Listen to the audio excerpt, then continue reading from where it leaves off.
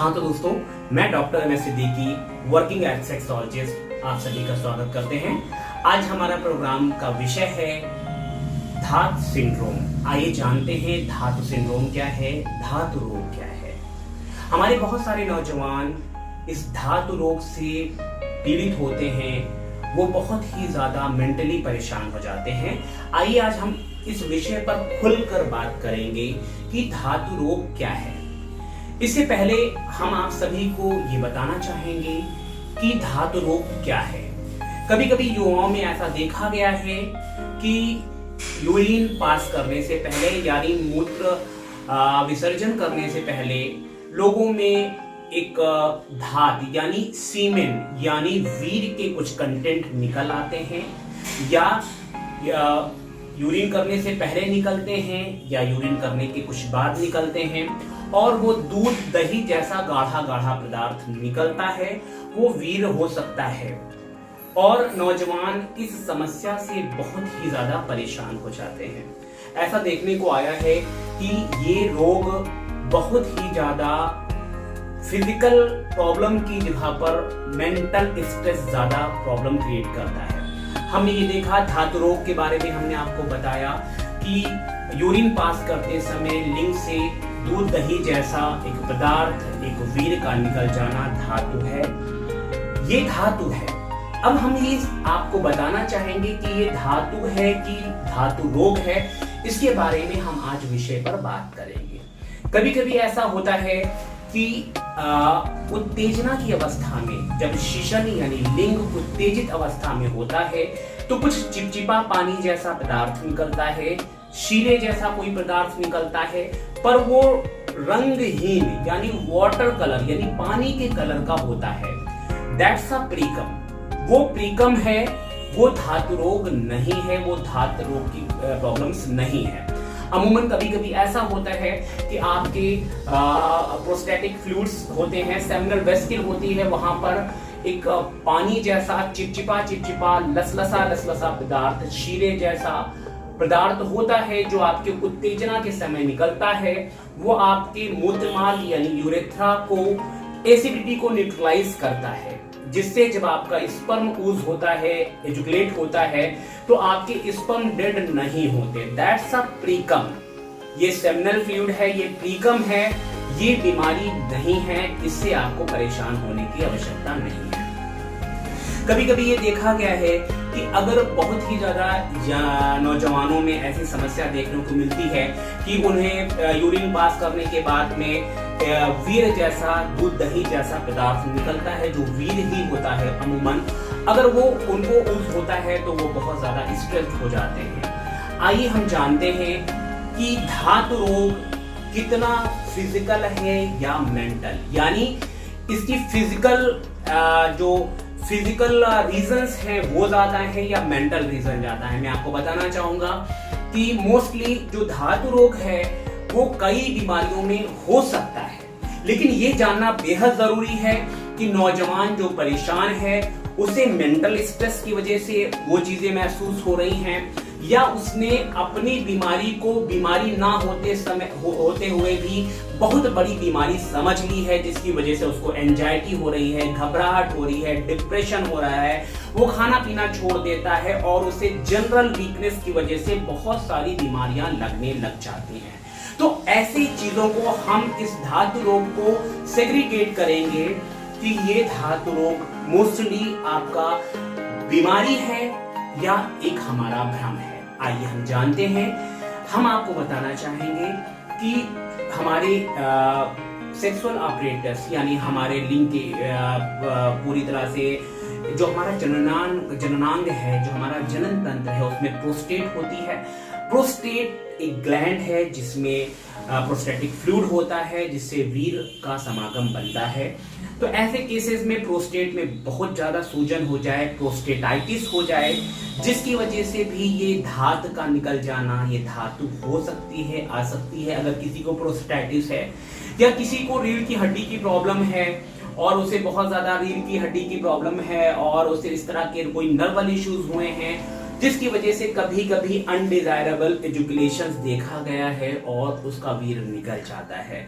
कभी कभी ये हम लोगों ने देखा है कि नौजवान बहुत ही ज्यादा पोर्नोग्राफी देखते हैं, बहुत ही ज्यादा उनको मास्टरबेशन एडिक्शन है, जिसकी वजह से वो हस्तमैथुन बहुत ज्यादा करते हैं और उनके लिंग में ओवर सेंसिटिविटी आ जाती है, जिसकी वजह से जब वो यूरिन पास करते समय अपने शिशन को टच करते हैं, जिसकी वजह से सेंसिटिविटी की वजह से कुछ मात्रा में वीर का बाहर निकल जाना भी देखा गया है और वो हमारे नौजवान इसे एक धातु रोग के रूप में लेते हैं।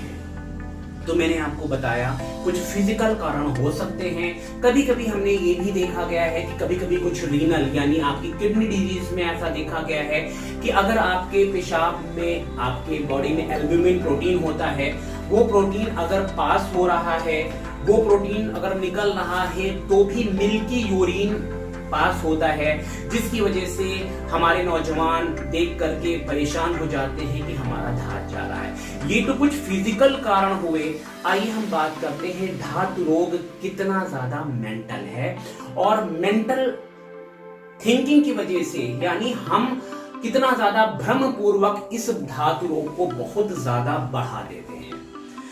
हम आपको बताना चाहेंगे ऐसा कारण हमारा टॉयलेट का इस्तेमाल है। हम इंडियन लोग हैं, इंडियन टॉयलेट्स यूज करते हैं और जब हम इंडियन टॉयलेट्स यूज करते हैं और हम यूरिनेशन करते हैं तो मोस्टली नौजवान अपने टॉयलेट शीट्स पर देखते हैं कि क्या गिरा और वो पूरी तरह से अगर वीर के कंटेंट होते हैं तो वो भयावह अवस्था में आ जाते हैं और परेशान हो जाते हैं।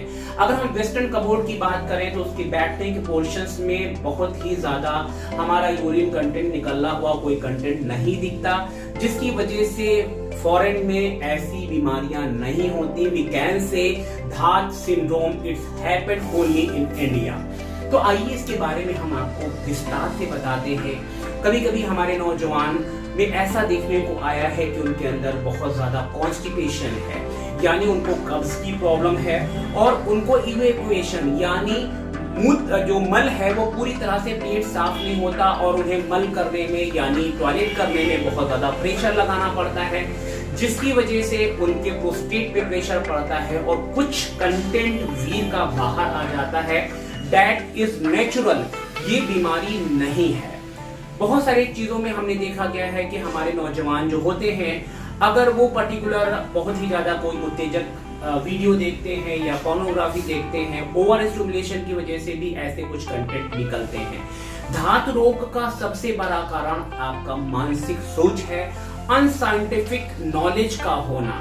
हमारे पर्टिकुलर हमारे देश में ये चीजें बहुत आम हुई हैं कि दीवारों पे लिखा है धातु रोग, धातु रोग। हमारे नौजवान मैगजीन में धातु रोग पढ़ते हैं। हम अगर धात की बात करें तो what is the meaning of Dhat? Dhat is equal to semen is equal to वीर, यानी जो धात है वो वीर है। तो जब हम संभोग करते हैं और संभोग में हमारा 3 से 5 ml तक वीर निकलता है, उस वीर के निकलने से वैवाहिक पुरुष में किसी भी प्रकार की कोई परेशानी नहीं होती। लेकिन अगर हमारे नौजवान एक बूंद वीर बाहर निकलता देख लेते हैं तो वो परेशान हो जाते हैं। उसका 99% कारण मानसिक होता है। जब नौजवान ये सोचते हैं कि आपका धात की वजह से पर्टिकुलर उनको वीकनेस हो रही है, वो वीकनेस महसूस करने लगते हैं, उनको घबराहट होती है कि वीर खत्म हो जाएगा। हमारे शरीर में वीर के सीमित भंडार नहीं है। वीर 80-90 साल की उम्र तक बनता रहता है। वीर का प्रोसेस बनना और निकलना है, बनना और निकलना है। तो इसलिए आप एकदम परेशान ना हो। हमारे नौजवान ये सोचते हैं कि धात निकलने की वजह से उनके अंदर की स्तंभन शक्ति खत्म हो जाएगी, सेक्सुअल स्टैमिना खत्म हो जाएगा, वो भविष्य में बच्चा पैदा करने के काबिल नहीं रहेंगे, उनके स्पर्म कम हो जाएंगे। वो ऐसा सोचकर बहुत ही ज्यादा एंजाइटी का शिकार होते हैं, डिप्रेशन का शिकार होते हैं, जिसकी वजह से उनके अंदर नींद नहीं आती और वो पूरी तरह से प्रभावित होने लगते हैं और उनको पूरी तरह से प्रॉब्लम मेंशन होती है और वो पूरी तरह से परेशान होने लगते हैं। तो आइए सबसे पहले हम आपको ये बताना चाहेंगे कि इस बीमारी का पूर्णतया इलाज संभव है। और ये बीमारी पूरी तरह से ठीक हो जाती है। इसमें आपको किसी भी प्रकार की घबराने की बात नहीं है। आपको कुशल डॉक्टर से मिलने की आवश्यकता है और आप पूरी तरह से ठीक हो जाते हैं। आपको इसमें किसी भी प्रकार का कोई टेंशन लेने की जरूरत नहीं है। अगर हम बात करें तो कहीं धात रोग आपने अपने वहम से पैदा तो नहीं किया है कि साहब अगर कुछ थोड़ा सा सिक्रीशन आ रहा है, या आप यूरिन करने के बाद लिंग के सेशन पर आप सहला सहला कर देखते हैं कि कुछ आ रहा है, जिसकी वजह से ग्लांस पेनिस के ऊपर आपके स्टिमुलेशंस, ग्लांस पेनिस यानी लिंग मुंड काफी उत्तेजित होता है और स्टिमुलेशंस की वजह से कुछ सिक्रीशन निकल आता है, तो आप परेशान हो जाते हैं। तो आइए कोशिश करें कि हम इस प्रॉब्लम्स को समझें। अगर आपको प्रॉब्लम है तो आप कुशल सेक्सोलॉजिस्ट से मिलिए और ये समस्या पूरी तरह से दूर हो जाती है। हमारी रोज क्लिनिक पर बहुत सारे नौजवान आते हैं जिनके पास बहुत सारे साइकियाट्रिस्ट डॉक्टर का पर्चा होता है और वो परेशान होते हैं कि साहब हमारी बात को सुना नहीं गया, या हमारी बात को समझा नहीं गया, या पूरी तरह से उन्हें ये लगता है कि हम पूरी तरह से जो है हमारी प्रॉब्लम्स ठीक नहीं हो पा रही है। तो हमारे साइकियाट्रिस्ट जो भी इलाज कर रहे हैं वो आपके सिम्टम्स का इलाज कर रहे हैं। यानी अगर आपको एंजाइटी हो रही है तो एंजाइटी का इलाज कर रहे हैं, डिप्रेशन हो रहा है वो डिप्रेशन का इलाज कर रहे हैं। लेकिन आपको साइंटिफिक बात को समझना होगा, साइंटिफिक बात को जानना होगा। आप जब साइंटिफिक बात को जानेंगे तो आपकी ये समस्या पूरी तरह से क्लियर हो जाएगी। हमारे क्लिनिक पर आने वाले पेशेंट में हम स्क्रीनिंग करते हैं कि किस पेशेंट को रियली कोई फिजिकल प्रॉब्लम है या उसे मेंटल इश्यूज की वजह से धात की प्रॉब्लम्स हुई है। तो हम उसको स्क्रीनिंग करते हैं, पेशेंट को समझते हैं और पेशेंट्स को पूरी तरह से सेग्रीगेट करके हम उसकी प्रॉब्लम्स को पूरी तरह से दूर करने की कोशिश करते हैं। इसमें हम नौजवानों को बताना चाहेंगे कि जिनको धात की प्रॉब्लम है वो अपने लीवर प्रिपरेशंस की मेडिकेशंस को लें, साथ साथ में वो अपने पेट को सही रखने के लिए बाहर का कॉन्टिनेंटल फूड्स ना खाएं, फ्रूट्स ज्यादा लें, वेजिटेबल्स ज्यादा लें, कब्ज ना होने दें ताकि आपका पेट सही रह सके और आपका लीवर फंक्शन बेहतर होने से आपकी प्रॉब्लम्स काफी हद तक क्योर हो जाती है। साथ साथ में इसमें हम काउंसलिंग सेशन लेते हैं, कॉग्निटिव बिहेवियर थेरेपी लेते हैं। कभी कभी हम पेशेंट की बातों को डीपली समझने की कोशिश करते हैं कि उसे एक्चुअली प्रॉब्लम्स क्या है। साथ साथ में ये भी देखते हैं कि कभी ऐसा होता है कि पेशेंट साइकियाट्रिस्ट दवा खा करके उसे बहुत सारी साइड इफेक्ट स्टार्ट हो जाते हैं। कभी कभी हमने ऐसा भी देखा है कि एसएसआरआई साइड इफेक्ट की वजह से पेशेंट को पूरी तरह से इरेक्टाइल डिस्फंक्शन जैसे इश्यूज आने लगते हैं या डिलेड एजुकेशन जैसे इश्यूज आने लगते हैं। तो आप परेशान ना हो, आप संयमित जीवन शैली को अपनाइए, सुबह व्यायाम कीजिए, एक्सरसाइज कीजिए, डाइट मॉडिफिकेशन कीजिए और अपनी समस्याओं को कुशल सेक्सोलॉजिस्ट से दिखाइए। मैं डॉक्टर एम एस सिद्दीकी, हमारा निशा हेल्थ केयर आपकी सेवाओं के लिए तत्पर है। आपको अगर किसी भी प्रकार का कोई इशू है तो आप हमारे नीचे दिए हुए नंबर पर कॉल कर सकते हैं, व्हाट्सएप कर सकते हैं, डॉक्टर से व्हाट्सएप इंक्वायरी कर सकते हैं। आप पूरी तरह से सुरक्षित रहें और इस बीमारी को, धातु रोग को यहीं पर रोकें। आपको कुंठा में जीने की आवश्यकता नहीं है। आप अपने वैवाहिक जीवन को बेहतर बनाएं, सुगम बनाएं ताकि आप जिंदगी को बेहतर तरीके से जी पाएं। मैं डॉक्टर एम एस सिद्दीकी आपकी सेवाओं में तत्पर। मैं आशा करता हूँ कि मैं आपकी बीमारी को दूर करने में कोई योगदान दे पाऊंगा। आप निशा हेल्थ केयर में आ सकते हैं और अपनी बीमारी को और भी पा सकते हैं। धन्यवाद, शुक्रिया। आज हम आपसे इतना ही बात करेंगे।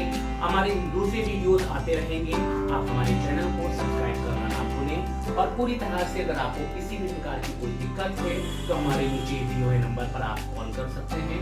हमारी वेबसाइट www.mssiddiqui.com पर भी आप सर्च कर सकते हैं। शुक्रिया, आदाब, थैंक यू।